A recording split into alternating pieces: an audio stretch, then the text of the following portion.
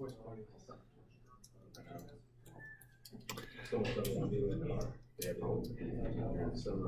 right, why don't we have a look at a couple of things here. We got some homework coming due, so I guess we'll start with that, and then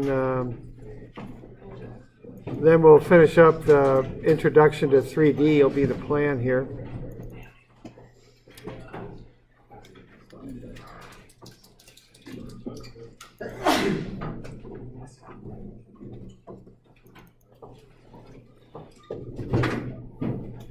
So that we got a little bit of homework that's due on Monday.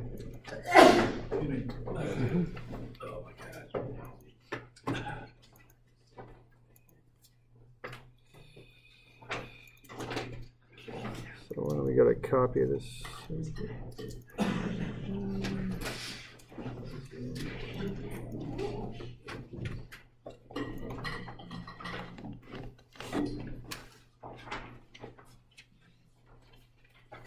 So what we got to do Monday is that little in-class exercise that we did. So that was the basic purpose of that, frankly, was to get you, one, to be thinking about statics a little bit and applying it to what you see around you.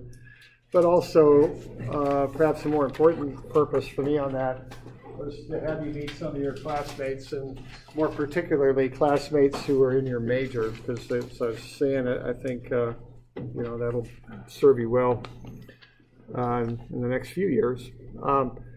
So, I'm not, just to emphasize, I'm not getting too crazy on grading that one. I just want to be sure you give it a decent effort and you got something on the front and the back that looks reasonable. I mean, that's kind of where I'm at with that. We got any questions on that one? Another question? Yeah. There's nobody in here who is even remotely related to my major, so I just used.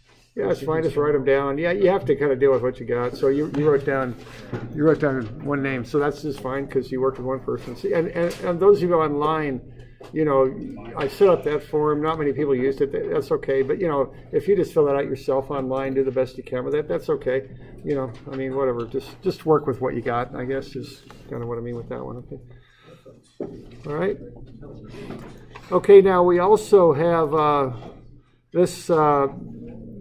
Some stuff that's due, 3 other problems, so there's a total of 4. So if you're an online student, what you'll do after you complete those is you'll scan those as one PDF, okay?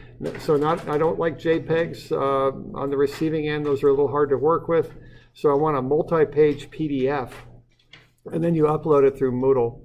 Now those of you here in class, I just soon get paper because it's easier for me to handle, okay? So, that's kind of how that works. That's kind of the general drill on this stuff. So let's have a look here at these other problems. Now the first one is graphical. That's the solution on that. I do want you to do the first one graphically. Just one. I'm going to have you do that way just because I want you to have that view in your mind of what it is you're doing when you're doing all the calculations, okay? That's important to me that you understand that. So that's why I'm having you do one of them graphically. Let's see. There we go. I think I want that one. So are there any questions on that first one that's to be done graphically? Just put the vectors head to tail, kind of work your way through them, and then just kind of get those in there head to tail basically, and then measure from where you started to where you ended would be my suggestion. You may not get the answer exactly that I got. I think I put an answer on that. And I wouldn't worry about it because that's somewhat of an estimation when you do them graphically. But you should just link 3 vectors together basically on that. Are there any questions on that one? Yes? Once you turn it in on that paper? Yeah. No, when I give you paper, in the packet, for more than half the homework problems, I give you the written up blank piece of paper to work it out on. My intent on that is to cut down your workload a little bit because I know you guys get so busy. So just if I give you a blank problem statement, all that, use it by all means. And that's graph paper and all that, so, okay? But that's a good question. I just want to emphasize that. Those are in there for your use. Okay. All right. Other questions on that one? Okay, you'll need a protractor and a metric scale, metric ruler. Okay. All right. Okay, the next one there on this one, we want to find the resultant on here. Just kind of get organized on these. These are just like what we did in class. So, I would suggest even going so far as to just set up a table if you're, whatever works for you. But I like tables because then I make less errors when I got tables. So whenever I know exactly how I'm going to approach something, I just do it with a table. So F1 on that first one is 680 newtons. Okay.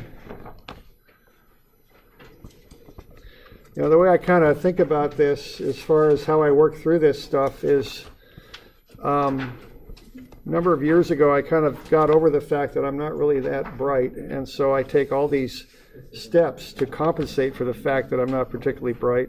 And it's okay, I'm okay with it. I've accepted who I am, and I make a lot less errors by making that simple admission to myself. And it helps me a lot, okay?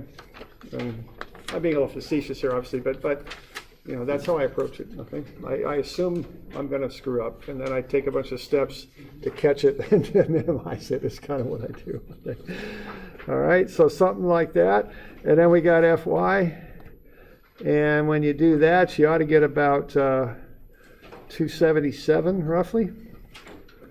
And then you got F2, and when you work through that, you should get about 463 here, I think, and about 552. Is that looking about right? And then you're going to get to the sum of F, which is the resultant, and you just add the columns up. So minus 158 here, and 828, 829, I guess it depends on the rounding. So you might, when I did this, I used 4-digit numbers. I got 828 here. Okay. Y'all get into something like that? So you're doing a little bit of trigonometry there. Now this first one here, you could do negative 680. And I've got, do I have the right problem here? I'm always changing these things around.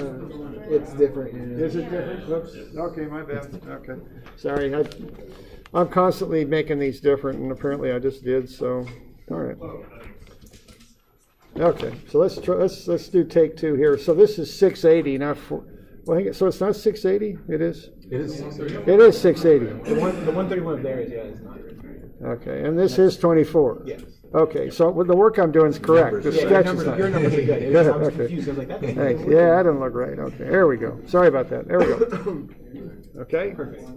So we good? And the answer's wrong too here. All right, are we good on that? And then, so that's going to get you that, the sum of those. So like for fx, you could do it the way I'm doing it there, which is really how I actually do that. I look at it, I say I've got a right triangle here with a 24-degree angle. It's going off to the left.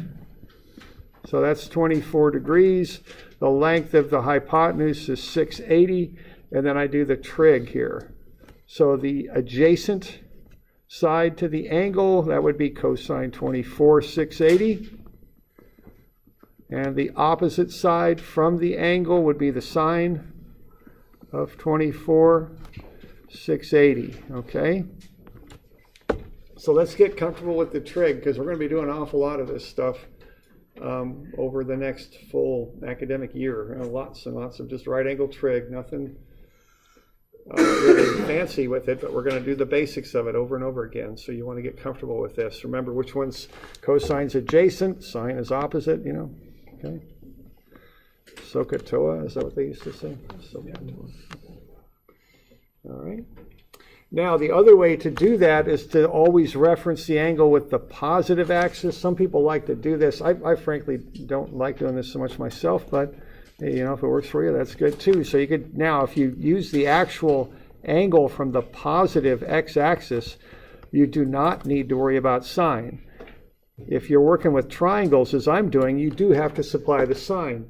That is going to the left, so it's a negative x. That's why I'm giving it a negative sign on the top. If I just use the 156-degree angle, I don't have to worry about the sign. It'll just come out in the wash. I can do it either way. Okay? Okay.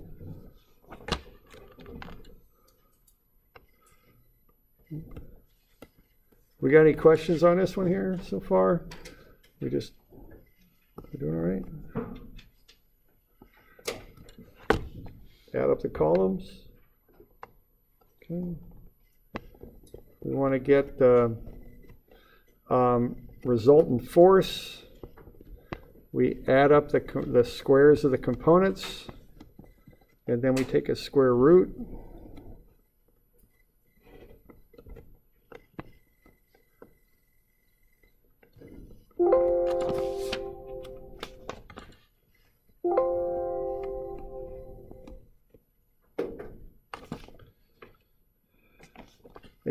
Newtons, I think. And then we take the inverse tangent. You could call it tan minus 1 or arctan. You take the y, which is 828. And then you take the x, negative 158. You run those numbers, you run that, and what you're going to get is negative 79.2 degrees. And then you're going to look at that, you're going to go, and then you're going to look at that, and you're going to look at what you've got, and in your mind, or maybe on the paper, could be, paper's always good. I'm going to say, I got a negative x, I got a positive y, my resultant is doing that. I don't got a negative 79.2 degrees. I'm 180 off of that, is what you're going to say, all right? You all know what I'm getting at there? Okay, you got to look at these arctans because there's two solutions to them. And I don't know of a way to, other than just looking at it, to kind of determine which one you want. So I'm going to get 100.8 degrees here when I work with that angle. So basically that force is going off this way at 100.8. I'm sorry, this pen, when I'm getting these corners, is kind of tough. There we go, like that. Okay, and that the only way I could come up with that is just by looking at it and going that negative 79.2 is quadrant 4. This is not in quadrant 4; it's in quadrant 2. So I got to adjust it. To adjust, you add or subtract 180. That's all you got to do. Okay.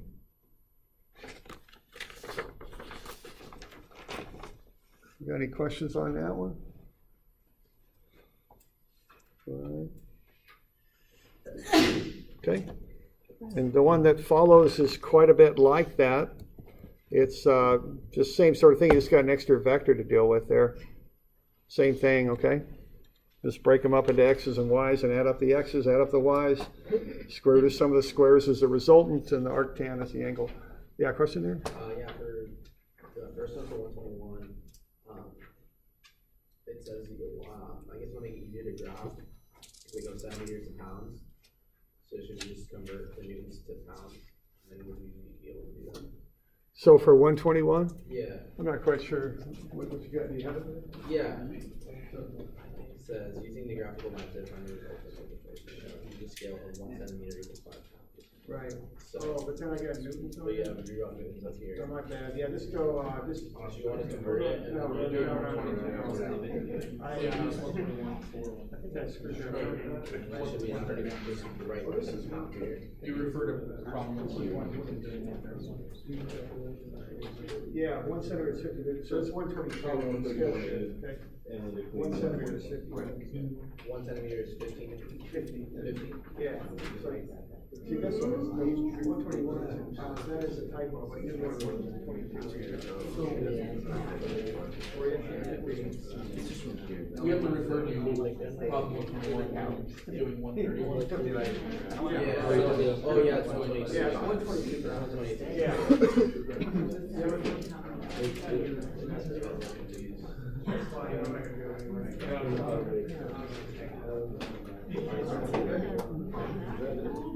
didn't realize these graphs were all messed up, but anyway.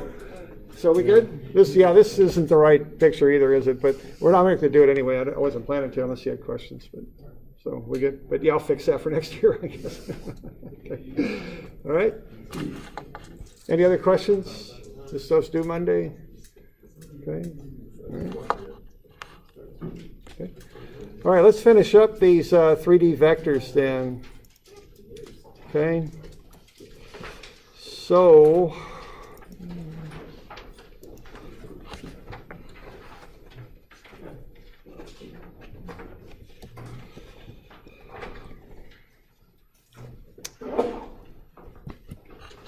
let's see here. Oh, there we go. Let's pull on up. There, view, full screen. There we go. So, all right, so we're looking at 3D vectors in space. We can do a lot of stuff 2D style, but not everything.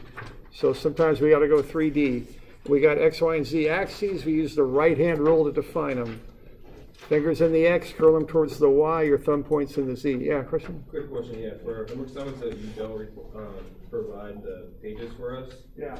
is it just like one problem per page? Or That's probably a good idea. If you can fit 2 problems on a page, that's good. neatly though, obviously? Yeah, right. And also, I don't like if you do one and then start another, then finish it on the following page. Oh, You know what I mean? yeah. Like, if you can fit 2 on there, that's great. But don't start kind of. Be sure I know which problem is which. Got it. Okay. Other questions? Okay. So we get these vectors in 3 space. Think of the vector as going from one corner of a box to the opposite corner. The box itself gives you the X, Y, and Z components. That's the idea. Okay, a unit vector is a vector of length 1 that points in the direction of a given vector. To find a unit vector, you take the vector and you divide it by its own magnitude.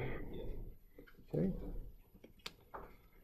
Now, what we have then is the angle that the vectors make with each of the 3 axes are called alpha, beta, and gamma.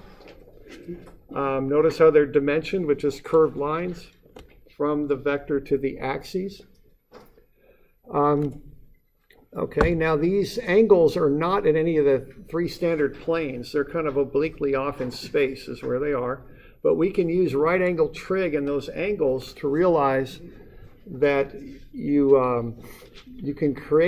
can look at the cosine of those angles, which would be the component divided by the entire vector. So if I want the cosine of the angle alpha, I could take a sub x and divide it by a. Cosine of beta is a sub y over a. Cosine of gamma is a sub z over a. That's based on right angle trigonometry and pulling triangles out of that box and kind of laying them flat on the table and analyzing them. Okay? And that's kind of important because that gets us to this fundamental relationship that if we find a unit vector for a given vector, okay,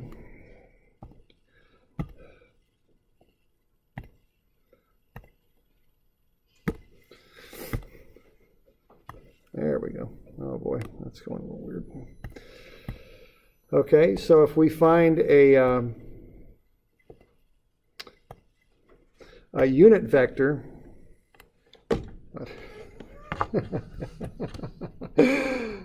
sometimes things just aren't going real well. This is one of those times. Okay, can I edit, undo? Will you let me do that? You will. Good. All right. I can kind of see where their priorities lie here. I've got the pen kind of buried beneath the heart symbol. It's like, I think I'm supposed to put little. This software is maybe about putting smiley faces all over everything as opposed to actually drawing on it. There we go. There we go. All right. Okay, if I generate a unit vector, okay, if I take a vector and divide it by its own magnitude, what I end up with then are the cosine of the angles the vector makes with the 3 axes. That's kind of the little critical relationship there, that those 2 things relate to each other. Okay. So by finding a unit vector, what you get embedded in that is information about the angles that the vector makes with the axes. Okay. So given that, we ran through our example here in class. So first we found the angles that each of those vectors made with the 3 axes. They're shown with those curved dimension lines. Then what we did, we took the cosine of each of those three angles and multiplied by ij and k for our unit direction vector there. And we got a direction vector, then we scaled that up by the magnitude of the force. And that got us a force vector in the x, y, and z directions. Okay? That's how that process works. So cosine of the angles to get the unit vector, scale it up by the magnitude of the force. Then, if we want the resultant vector, we add up the like components together and get an ijk resultant vector. We can take the square root of sum of the squares to get the resultant magnitude. And then we went a step further on that where we found the resultant unit vector, and from that derived the angles that the vector makes with the x, y, and z axes. So are we okay with that? We got any questions on that business there? Doing all right?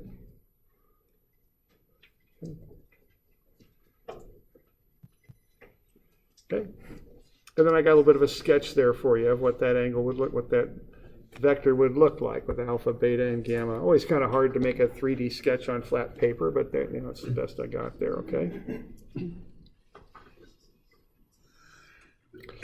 Now let's look at a couple special cases here. Let's start with this one. This is on the following page there, page 190, I think it is. And let's have a look at this. Here's one kind of vector that looks a little different than others we've worked with.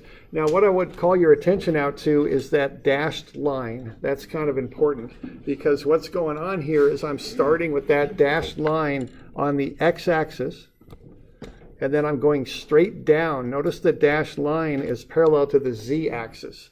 So I'm on the x-axis, and I'm going straight in the z direction down, and I'm getting to point A.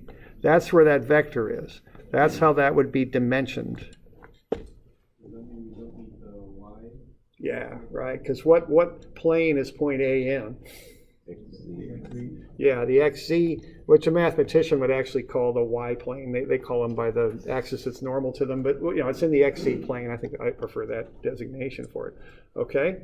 Now, if you know that that vector then starts at the origin and goes to a point in the xz plane, why don't you just take 1 or 2 minutes and write down what alpha, beta, and gamma would be, given point A is in the xz plane.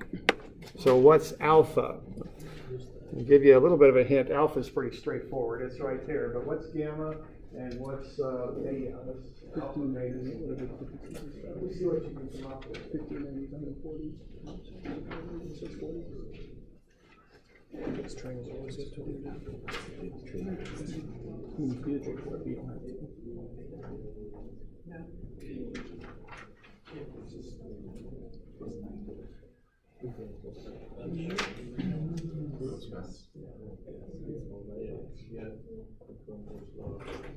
Actually, 50 degrees.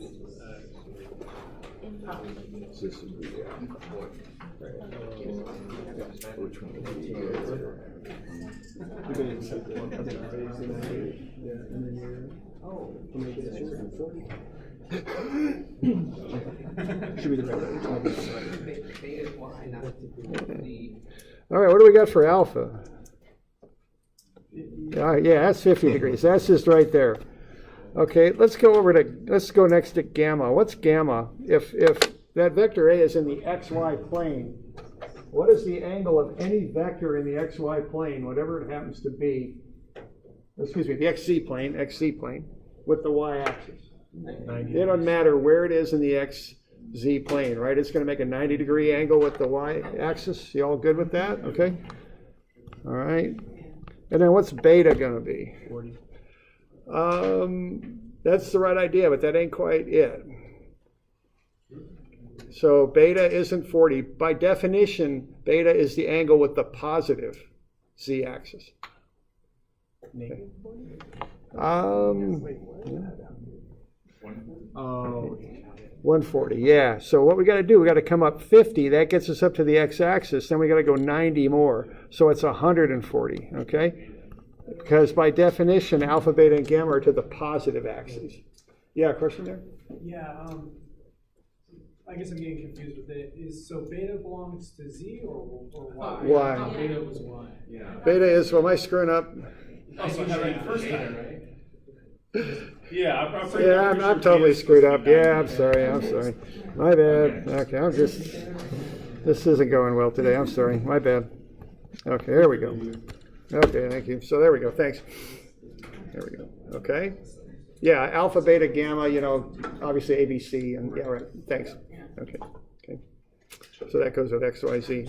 All right. So now we can make a vector out of that. We can go ahead and pop that into our cosine approach there and take 400 times cosine 50i plus cosine 90j plus cosine 140k. All right. And then multiply that up by 400 and get the force vector. But that's kind of a special case because vector A there lies in a given plane, in this case the XC plane. So the angle with the third axis is 0, or excuse me, it's 90. The cosine of 90 is 0. Okay? So that's one special case that we run into with these 3D vectors. There's one other. Let's have a look. Okay, we good with that one? We doing all right? Okay, now here, this is called a double projection for F4 there. We're coming down once and we're going to get into the X.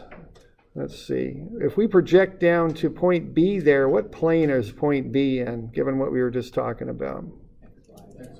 XY, right? Because if you look at this projection line, it's coming down in the Z direction because it's parallel to the Z axis.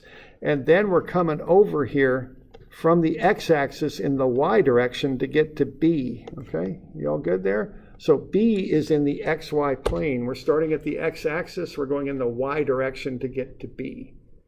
Okay, so we want to be able to read those dimensions, and what we're looking for is the fact they're parallel. If those dashed lines are parallel to a given axis, they go in the direction of that axis. Okay, so we start at the x-axis, we go out parallel to the y, so B is in the xy plane.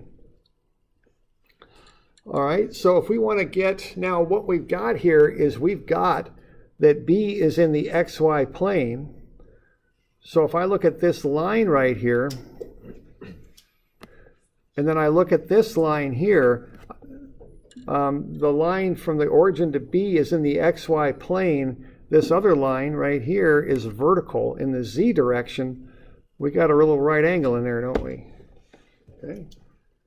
So what I can do there to get what I'd call F4 prime, if I want to drop it down into the, drop that F4, that 800 newtons down into the XY plane, I've got a right triangle there with a 32-degree angle. So I can use cosine 32 times the 800, and that will get me what I'm calling F4 prime there, which is in the XY plane. Okay, so cosine 32 times 800 is that's the component that's in the XY plane. So we're projecting once to get that vector down into the XY plane. So what we got there is we got 800 times 32 cosine, and that's 678 roughly. All right. Now, that's one thing I want to know. So this vector here has a magnitude of 678. Now, what's that angle gamma? If I'm up above the XY plane and I drop 32 to get down into it, what would the angle be to get up to the Z axis?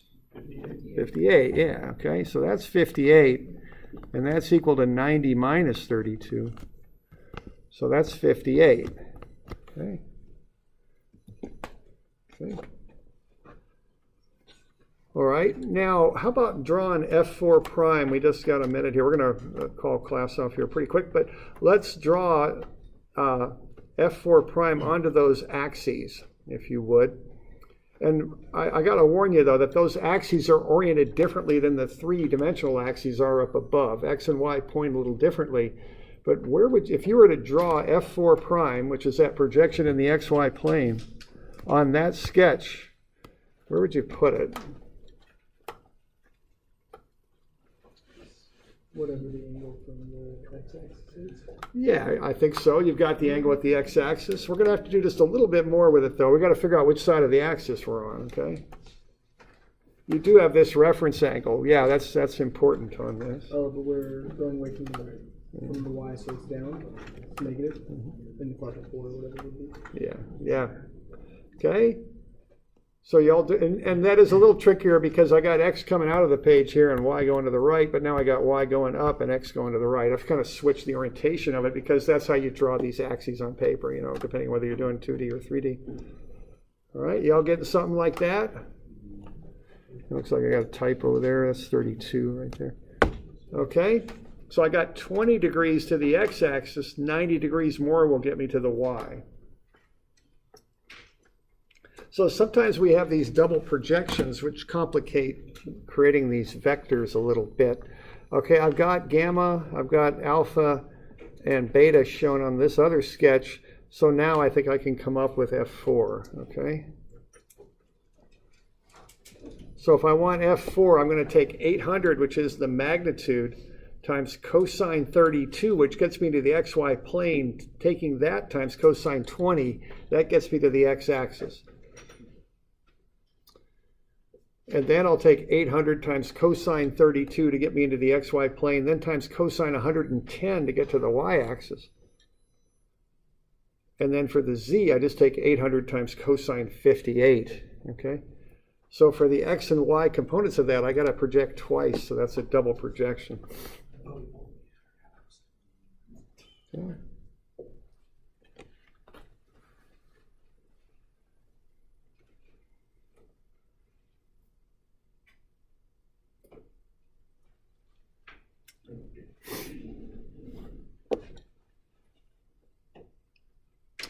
All right with that?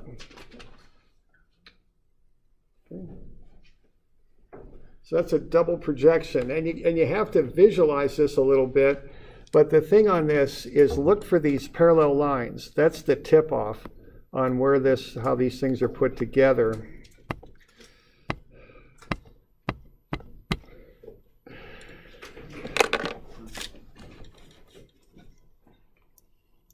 Okay, so that line right there is parallel to the y-axis. So that tells me that point B is in the xy plane. This line here is parallel to the z-axis.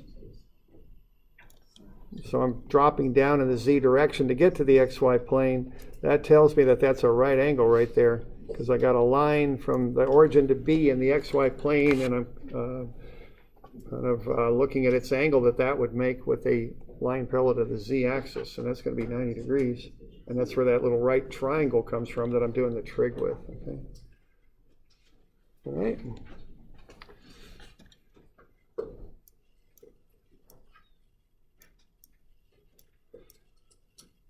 How about doing 143?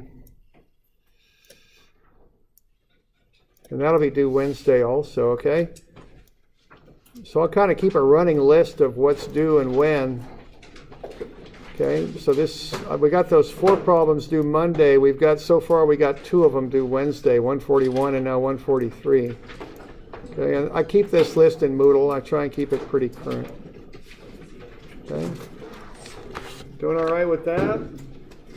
All right, now we got some pizza over in IA 215. You're sure welcome to go there. We've also got an Honor Society meeting today at 2 at White Oak Hall 106. Okay. And everybody just give me a second here to shut this thing down, and then we'll